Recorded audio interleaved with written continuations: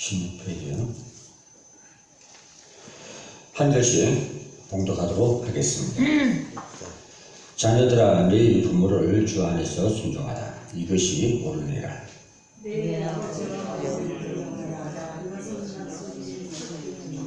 이는 너가 잘되고 땅에서 장수하리라. 살리는 관계입니다. 즉 다시 말하면 가정사역이라고 할 수 있습니다. 오늘 내가 여기서 가장 갑자기 확 와닿는 구절이 6절입니다. 눈가림만 하여 사람을 기쁘게 하는 자처럼 하지 말고 그리스도의 종처럼 마음으로 하나님의 뜻을 행하여 했습니다. 아멘.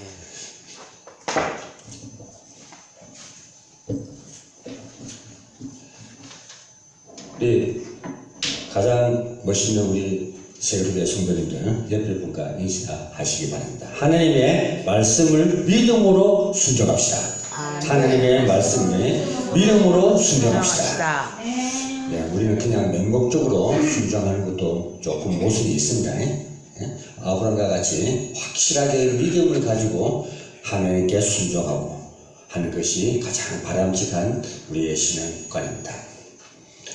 바울은 오늘 본문 말씀을 통해서 가정 안에서 부모와 자녀 사이의 관계를 말씀하고 있습니다.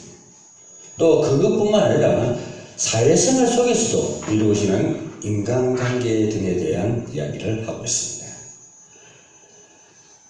저와 여러분 잘 알다시피 사람 기분 좋으라고 예수님의 노릇을 하는 사람 참 많이 봅니다. 직장에서나 사업하는 사람들이나 정치인들이나 교회 안에서나 자기인데 유익하면 그 사람인데 마음에 들려고 온갖 짓을 하면 안 되겠지만 일을 하고 살아갑니다. 근데 모르겠습니다. 그들이 알고 그러는지 모르고 그러는지는 저는 알 수가 없어요. 그 속을 모르니까. 그렇지만 하나님 입장에서 보면 아니다는 얘기예요. 복음과 아무 상관없는 삶을 살아가고 있다는 것을 말합니다. 우리는 오직 우리가 하고 일을 해주고 살아주고 먹고 마시고 하는 것이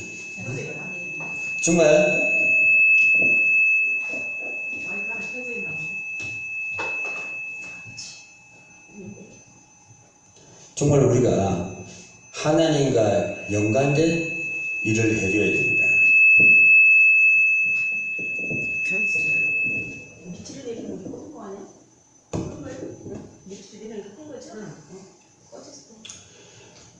그래서 우리가 참 꼭 성경에서만 교훈을 받는 것이 아니라 우리가 살아가면서 사람들 살아가는 모습을 보면서 교훈이 많이 되어집니다. 이 두 가지 관계는 서로 연관성이 매우 깊습니다. 건강한 가정생활을 유지하는 사람이 심리 상태가 보통 안정적입니다. 사람들이 심리 상태가 안정적이지 못하면 꼭 가정에 불화가 생깁니다. 안정적이지 못한다는 것은 불안전하다는 얘기죠. 심리 상태가 불안전하면 꼭 사고가 나죠. 그렇기 때문에 우리는 그리스도가 말씀하듯이 대인관계도 원만해야 되고 하나님과의 개신관계도 상통되어야 된다는 얘기예요. 그렇지 못하면 불안전한 삶을 살아갈 수밖에 없습니다. 인생의 성공은 80%가 대인관계에서 나머지 20%가 자기가 갖고 있는 재능, 기능으로 또 전문성으로 대인관계를 이어갑니다. 특히 하나님 자녀들은 복음을 깨달은 자인 우리는 세상 사람들과 차원이 좀 다르죠. 모든 관계성이 다릅니다. 그래도 우리는 올바른 관계성을 우리는 맺어가야 할 것입니다. 오늘 본문 제목과 같이 생명 살리는 관계를 맺어 나가는 것입니다. 여러분이 사람들을 만날 때마다 영혼을 구원하는 생명이 살아나는 증거가 일어나야 됩니다. 그것이 진정한 우리의 성공적인 인생이라고 할 수가 있습니다. 오늘 모든 성도 여러분들이 오늘 본문을 통해서 가정과 생업 현장에서 생명 살리는 관계를 맺어나가면 하나님 나라가 임하게 될 것입니다. 생명력 있는 전도 제자가 나와야 됩니다. 아멘. 그러기 위해서는 우리가 늘 기도하고 말씀 듣고 찬송 부르면서 기도 가운데서 내가 정말 하나님에 대한 제자가 어떤 부분입니까 하고 발견하고 또 내가 발견되어졌다면 또 다른 상대를 찾을 수가 있습니다. 예, 거기에 대한 전문성을 갖고 있는 중직자들이기 때문에. 그렇기 때문에 우리는 개인도 물론 살아야 되지만 가정생활에서도 역시 생명력 있는 가정생활이 되어야 됩니다. 에베소서 6장 1절에 3절에 보면 자녀들아 주 안에서 너희 부모에게 순종하라.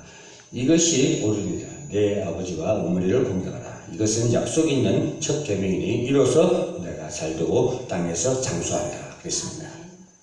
바울은 자녀가 부모에게 어떠한 자세를 가지게 생명 살리는 관계가 됩니다. 이것을 지금 얘기하고 있습니다. 그 핵심은 순종과 공경입니다. 이것도 믿음을 바탕으로 했어요. 그 믿음 없이는 이런 유가 나갈 수가 없죠. 그래서 우리는 대인관계를 잘 살아라는 얘기가 잘 되라는 얘기가 이 땅에 우리가 발붙이고 살고 있기 때문입니다. 이 땅에 안 살고 저 딴 데 사는 것 같으면 대인관계를 맺을 필요도 없을 겁니다 아마. 근데 우리가 이 땅에 살고 있기 때문에 이 땅에서 사람과에게도 인정을 받고 하나님인데도 인정을 받아야 하는 내용입니다. 첫 번째 계명이 바로 너 부모를 공경하라. 아멘. 요즘 부모 공경하는 사람 많이 못 보죠. 네? 몸에서 냄새 좀 나면 그냥 용돈 막 줘갖고 저 아버지 저 여행에 갔다 오소 하고 막 쫓아내듯이 쫓아내버려요. 그런 거 맛있는 거나 많이 사주고 막 용돈이나 많이 주고 그럽니다. 근데 뭐 어떻게 보면은 그들 입장에서 보면은 효도입니다. 근데 올바른 입장에서 우리가 복음 가진 자들의 입장에서 보면은 완전 불효막심합니다. 사람이 나이 들면은 깨지할 수도 있습니다. 예? 몸에서 냄새 날 수 있고. 근데 요즘 젊은이들은 부모를 몸에서 냄새 난다고 제대로 안 보십니다. 그러다 보니까 옛날에는 고려장이라는 게 있었죠. 지금은 그게 없어진 지 참 오래됐지만 그래도 앞으로 우리 세대가 살아나려면 첫째 부모를 잘 공경해야 돼요. 아멘. 부모를 공경할 줄 알아야 우리는 복음 가지지 않기 때문에 하나님을 공경할 수가 있습니다. 아멘. 내 육신의 부모도 못 섬기는데 어떻게 하나님을 섬기겠다고 할 수가 있겠습니까? 뭐 그럴 수도 있겠죠. 그러나 완전한 순종이 아니라는 얘기입니다. 부모의 권위를 인정하고 존경하는 가운데 순종하는 것은 결코 하나님께서 세우신 가정의 질서를 순복하는 것입니다. 아멘. 이거는 하나님의 주권입니다. 그렇게 하라고 지금 명령하고 계시는 것입니다. 아멘. 첫째는 자연을 노엽게 하지 마라 그러죠. 그런데 우리 입장에서 얘기하면 소리인데 좋은 말을 하는 걸 소리라고 그랬잖아요. 근데 상대방이 받아들일 때는 잔소리가 되어버리는 거예요. 그래서 제가 아는 어느 목사님도 그렇게 잔소리가 심한 분이 아닌데 딸인데 이거는 왜 이렇게 했느냐 이렇게 하면 좋겠다 하고 얘기하니 그게 한 번, 두 번 하다 보니까 그 딸인데는 잔소리가 되어버린 거예요. 그래서 엄마 따로 나가 살아 하고 엄마를 내보내버려. 그 다음에는 어떻게 되는지는 또 얘기를 안 하겠습니다. 옳은 소리도 잔소리 듣는 세대가 되어버렸습니다. 그렇기 때문에 우리는 어떻게 지혜롭게 자녀들인데 올바른 소리를 전달할 수 있는가. 이거 우리가 좀 기도해보고 지혜로움을 가져야 할 것인가 하고 저는 생각하고 있습니다. 둘째는 주의 교훈과 훈계로 양육하는 것입니다. 세상에 어떤 상식적인 책, 효도하는 책, 또 우리 기독교 백화점에 가면은 그 베스트셀러 1위가 뭔지 압니까? 기도 잘하는 부분입니다. 그만큼 기도 못하는 사람들이 많다는 얘기입니다. 어떻게 기도해야 될지 그걸 안 하기 좋기 때문에 기독교 백화점에 가면 기도하는 책을 제일 많이 사가지고 간답니다. 그러니까 쉽게 얘기하면 올바른 기도를 못하기 때문에 또 가르쳐주는 사람이 없기 때문에 남이 해놓은 기도문을 찾아서 헤매다는 일입니다. 그러면은 결국 응답 확률은 좀 비교가 되겠죠. 복음적으로 기도하는 자와 남이 써놓은 걸 갖고 그 기도를 그대로 본따서 하는 사람은 자기 힘이 아니죠. 예? 자기 마음이 아니죠. 다른 사람 겁니다. 하느님은 남의 거 빌려와서 드리시는 걸 받겠습니까? 안 받겠습니까? 안 받죠. 왜 남의 거 빌려오면 남의 걸 가고 어느 정도 참고는 할 수 있지만 지 것으로 만들면 안 된다는 얘기입니다. 그게.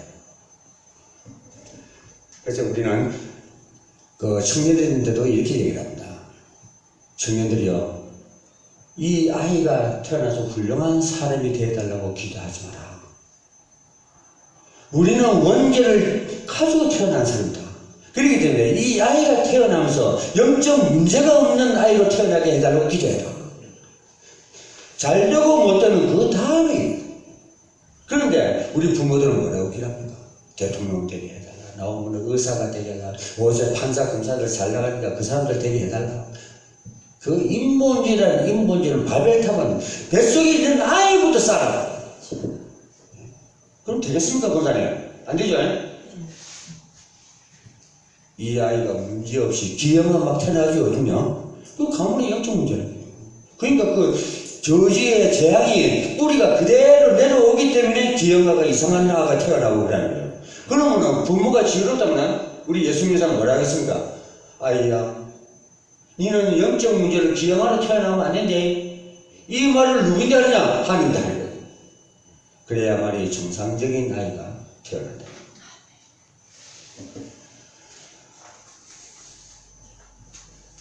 우리 자녀란 하나님께서 잠시 맡기신 기업이라고 하죠. 그 기업이 결실을 내야 되지 않겠습니까? 예? 그 맺다가 떨어지면 안 되겠죠. 그 말은 뭐냐? 우리 아이들을 가난하게 키우라. 자신감 있게 키우라. 그것도 올바르게. 그게 뭐냐? 동남풍이 불어서 나무 뿌리가 붙기면 되겠습니까? 아로우나 타작 마당 같으면 좋습니다. 벼를 딱 그 해놓으면 바람이 샥 저 땅에 불어서 그 벼가 다 날아가고, 그러면 얼마나 유익합니까? 그런데 세상 풍파에 한번 맞으면 그냥 뿌리채고 신앙의 뿌리 같다. 그래서 옥토밭에 심겨진 씨앗은 뿌리를 깊게 받죠. 돌짝밭에 심겨진 사람은 어떻습니까? 뿌리가 내려갈 수가 없죠. 그러니까 먹고 살기 급급한 거예요. 그러니까 교회에 올까 말까 갈까 말까. 믿음의 뿌리가 땅에 박질 못하니까 세상의 환경에 적응돼서 복음이 안 들어가는 거예요. 가시적 물은 뭐 그거는 떨어지면 새우와서 다 주워서 물 끼고. 오늘날 우리의 삶 자체가 또 우리 마음가짐이 그렇다는 얘기입니다. 그 밭에 감춰진 비유에 관한 비유가 바로 우리의 신령밭을 얘기하는 겁니다. 아멘. 그러니까 우리 믿음을 옥토밭으로 만들어야 열매를 맺죠. 아멘. 오늘날 사람들이 먹고 살기 너무 급급하다 보니까 교회 가는 것도 이제 소홀히 하게 된 시대가 됐습니다. 우리가 70년도 80년도 이때만 해도 참 목사님 말 잘 들었습니다. 하나님 다음으로 순종했어요. 아멘. 그러면 이거 공부 좀 하세요 하면 예 하고 했는데 요즘은 없습니다. 예배 딱 끝마치고 나면 어디로 세워버린지 하나도 없어요. 단 5분도 기울이지 않는다는 얘기입니다. 그러다 보니까 내 자신은 물론 가정생활도 문제가 오게 되고 가장 후대 살릴 자녀 문제도 오게 되더라. 만약에 우리가 하나님 불러서 권사님이 하늘나라로 간다. 그러면 밑에 자녀들 잘 기업으로 물려놨다면 걱정 없겠죠? 네? 걱정 없습니다. 잘 예수님 그리스도라고 잘 물려놨기 때문에. 근데 그걸 놓쳐놨어. 놓쳤단 말이야. 원전해졌어. 그러면 불안하죠? 나는 천국에 가는데 저 아이들은 어떻게 될 것인가? 그것이 부모들의 가장 큰 신경입니다. 예? 제일 걱정되는 것이 바로 후대 문제예요. 그래서 우리는 복음가정 그리스도인이기 때문에 사회생활과 가정생활을 잘 해야 된다는 얘기입니다. 여러분 직장에서도 인정받는 직장인이 되어야 돼요. 또 사업을 하더라도 최고의 전문성을 가져야만이 그리스도인이 살아남습니다. 안 그러면 그리스도인 실험인들이 망합니다.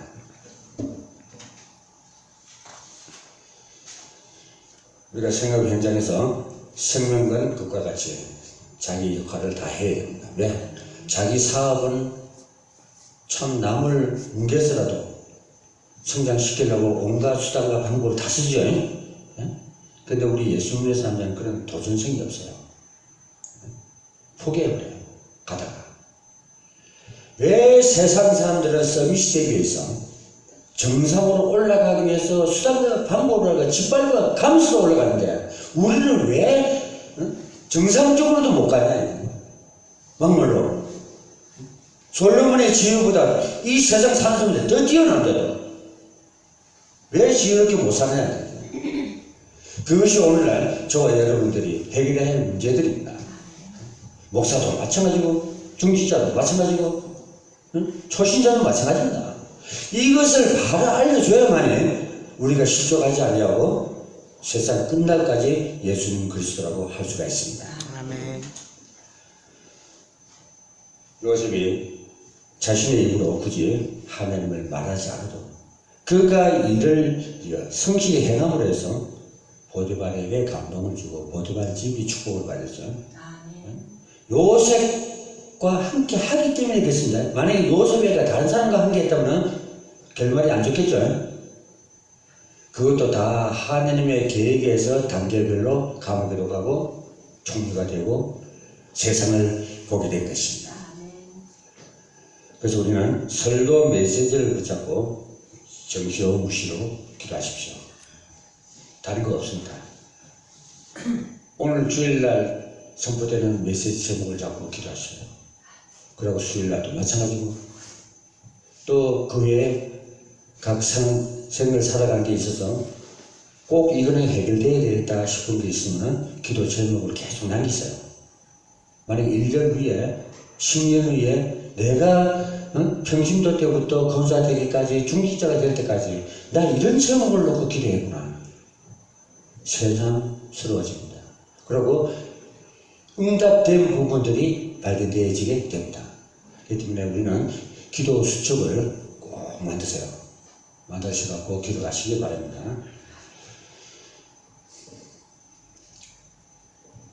우리가 하나님의 경기의 축복을 받아야 할 이유가 분명하죠. 그리고 경기의 성복을 축복을 누려야 됩니다.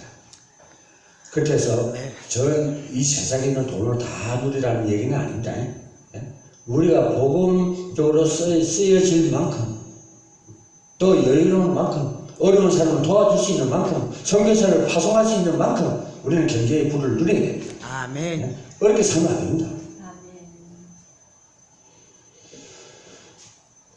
지금 우리가 조금 힘들다고 불평을 하게 되면 사단이 계속 됩니다. 그 주 무기거든요. 불신앙이 딱 들어가고 믿음이 약해질 적에 염려하고 고민하고 불평할 적에 그걸이 통로가 된다는 사실입니다. 그렇기 때문에 우리는 어떤 직분이든 간에 권사가 됐든 집사가 됐든 권찰이 됐든 전도사님이 됐든 목회자가 됐든 그 직분에 우리 하나님께 감사드려야 됩니다. 내게 주신 직분은 신분을 하나님 감사합니다. 그리고 가다 보면은 하나님께서 천군 천사를 통해서 먼저 가서 일을 처리해 버립니다. 오늘 권사님이 예배 후에 오늘 다른 스케줄이 있다면 그 스케줄에서 기도해 놓으면 그것이 하나님과 합한 기도였다면 가서 먼저 처리해 놔버립니다. 그것을 이 시대에 우리가 누려야 할 기도드립니다. 기회는 준비된 자에게 주십니다. 자신의 신세를 한탄하고 원망하고 옛날 과거에 잡혀서 헤어나지 못한 사람은 다시 말하면 구약의 무덤에서 못 벗어난 사람이다 그래요. 예? 더 그 조금 나은 사람은 신약의 사람이에요. 지금은 성령의 시대예요. 은사의 시대고 언약의 시대예요. 그러면은 그 말씀대로 우리는 누리고 가야 돼요. 그거 잡히면 안 돼요, 그게. 맨날 구약 시대에 구약의 무덤 얘기만 하고 전설 따라 삼천이만. 그래갖고 우리가 살겠습니까? 사는 방법은 메신저가 어떻게 그 성도들인데 전해주느냐. 그 매우 중요합니다. 그렇기 때문에 우리 목회자는 끊임없이 나를 넘어서고 업그레이드 시키고 해야 됩니다. 그래야만이 하나님께서 붙인 우리 성도님들과 살아갈 수가 있는 겁니다. 그거 하라고 저를 목회자로 부르셨고 또 평신도들 세신자들 살리라고 우리 겉사리 같은 중직자를 불렀었어요. 그렇기 때문에 그 일만 잘해도 하나님께 칭찬받고 축복받는 길이 됩니다. 아멘. 우리가 기회가 오면은 놓치지 마십시오. 뭐 인간적으로 얘기는 뭐 생애 한 두세 번 온다 이러죠. 근데 그 어느 천년까지 기다릴 겁니까? 예수 그리스도를 붙잡았을 적에 그 기회를 놓치면 안 됩니다.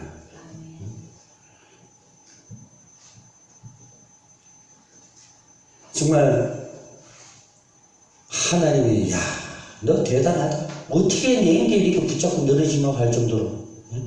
그 주인공이 누굽니까? 야곱 같은 사람이죠. 아멘. 예? 정말 그 사람 끈질기게 하고 정말 천사하고 생사를 가릴 정도로 붙잡고 실험을 했어요. 우리가 그런 근성을 가져야 됩니다. 아멘. 가만히 있으면 누가 줍니까? 안 줍니다. 우리는 매달려야 돼요. 그거밖에 없습니다. 천의 인간이 누가 정확하게 100% 알려주겠습니다. 우리의 삶을 통해서 말씀을 통해서 그걸 잘 적용을 시켜서 우리를 지혜롭게 개인 생활도 해야 되지만 가정을 살려야 됩니다. 가정이 살아야 교회와 동력할 수 있는 것입니다. 아멘. 주어진 우리의 최고의 전문성을 보일 때 생명 살리는 증거가 함께 일어납니다. 모든 성도 여러분들이 생업의 현장에서 사실적으로 체험되시기를 주님 이름으로 축복드립니다. 아멘. 바울은 하나님의 사랑을 받은 자로서 하나님을 기쁘게 하는 삶이 무엇인지를 언급하는 가운데 가정의 핵심인 남편과 아내의 그리고 또 부모와 자녀의 관계이고 사회생활에서 관계가 생명 살리는 복음적 관계가 되어야 함을 강조하고 있습니다. 그런데 이러한 생명 살리는 관계의 회복이 시급히 이루어져야 됩니다. 그래야 우리 가정이 살아납니다. 때를 놓치면 어떻게 돼요? 감기 걸리는 거 오래 나누면 더 심하게 되죠. 일단 우리 가정의 문제가 뭐라고 하면 빨리 발견해서 그 문제를 회복시켜야 됩니다. 예수 그리스도의 피값으로 사는 교회 안에서 먼저 생명 살리는 관계가 이루어져야 합니다. 서먹서먹하고 부담되는 관계가 되면 안 되겠죠. 그렇게 되면 성령 인도를 못 받습니다. 우리가 그들의 친구가 되어주고 정말 여기 오면 기쁨이 되는 예배당으로 만들어야 됩니다. 아멘. 교회가 되면 안 됩니다. 아멘. 승리한 자들이 모여서 예배 드리는 곳이 바로 이 교회당입니다. 아멘. 뇌졸중은 사람의 몸을 마비시키고 죽음에 이르기까지 합니다. 이 뇌졸중은 뇌 속에 아주 그 가난한 핏줄들이 막힘을 발생하게 되죠. 이 핏줄 하나가 자기 기능을 다 하지 못하면 혈액순환에 문제가 오고 발이 틱틱 붓고 나중에는 걷기조차도 힘든 상태로 돌아갑니다. 그러면 그게 더 심해지고 핏줄이 터지고 하면은 이 뇌졸중으로 갑자기 가는 수가 있습니다. 교회 안에 성도들은 모두가 유기적으로 우리는 한 분 한 분 연결되어 있습니다. 하나라도 막히게 되면 교회의 사역에 큰 차질이 오게 되는 것입니다. 사단은 계속해서 서로를 이간질시키고 상처를 입히고 분별력을 잃게 만들고 결국은 하나님을 불신하게 만들어서 자기 존재를 모르고 실체를 모르게 하는 것이 사단의 최고의 전략입니다. 모든 성도 여러분은 이러한 사단의 공격에 맞서 영적 싸움을 해야 할 때입니다. 왜? 우리가 이 하나님의 말씀에 목마름이 있다면 영적 싸움을 하게 되겠죠.